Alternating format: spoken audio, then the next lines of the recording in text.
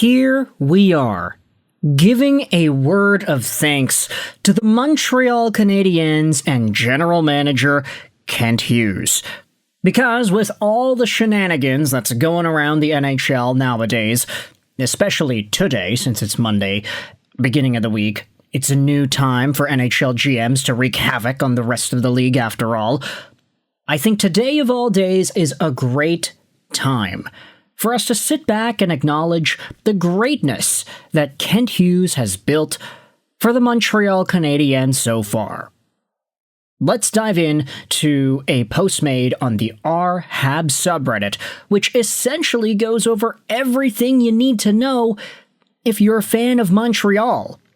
When it comes to Ivan Demidov, when it comes to his brand new contract that was handed out the other day, when it comes to the reaction and just how everything has been presented, especially how it contrasts to the rest of the league. Take a look at this post made by eJennings87 on the r/hab subreddit.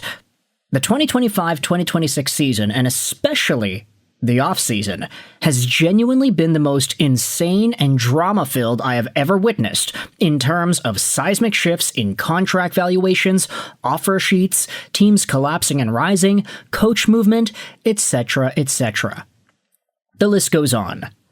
I just want to take a moment and appreciate how relatively dramaless the Montreal Canadiens have been through all of it, while also being a literal Final Four team in the entire league, losing only to the Cup champions.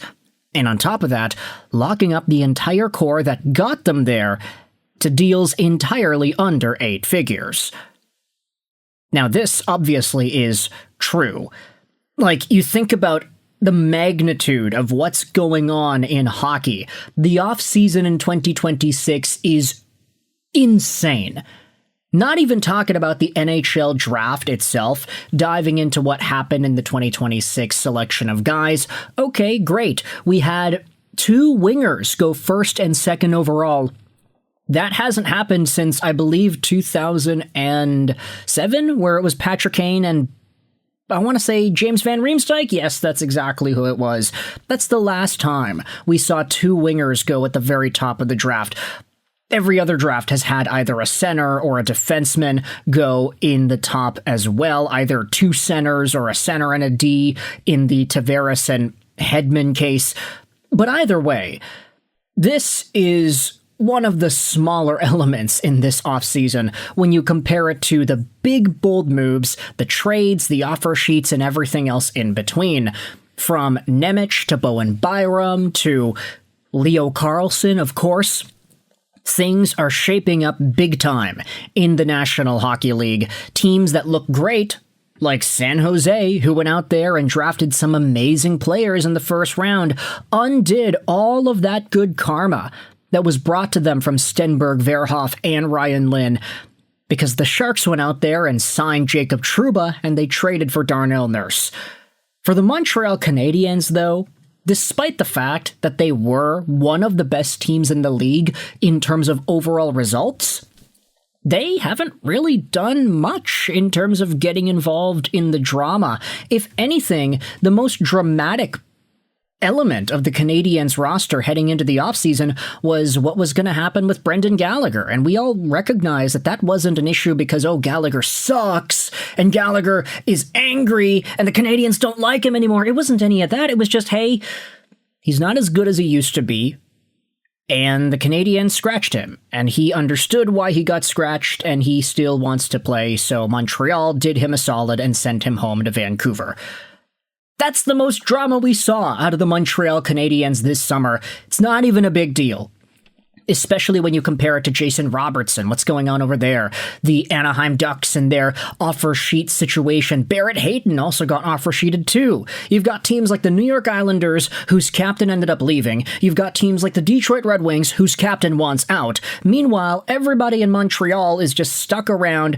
They're signed long-term. Everybody's feeling good. And now we're diving into the other parts of the league because Montreal, relatively dramaless. So far, no needs have been addressed. Still no top 6 center. Nothing exciting to add to the decor. But this wasn't a team that desperately had to remake itself this year, and with guys like Colton Sissons and AJ Greer getting north of $4 million, it's clear the market is absolutely insane in terms of available talent and available cap space, so I'm not upset.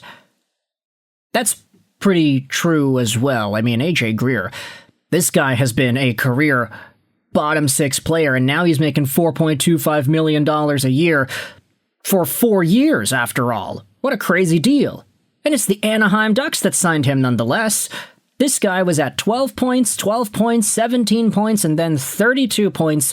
Now he's getting a lot of money. Now he's playing on a team that probably needs to free up some money in order to actually get everybody else dotted up. Not just Leo Carlsson, but Cutter Gauthier needs a deal too. Who knows if the Anaheim Ducks would be taking back this AJ Greer contract if they knew the Carlson offer sheet was coming.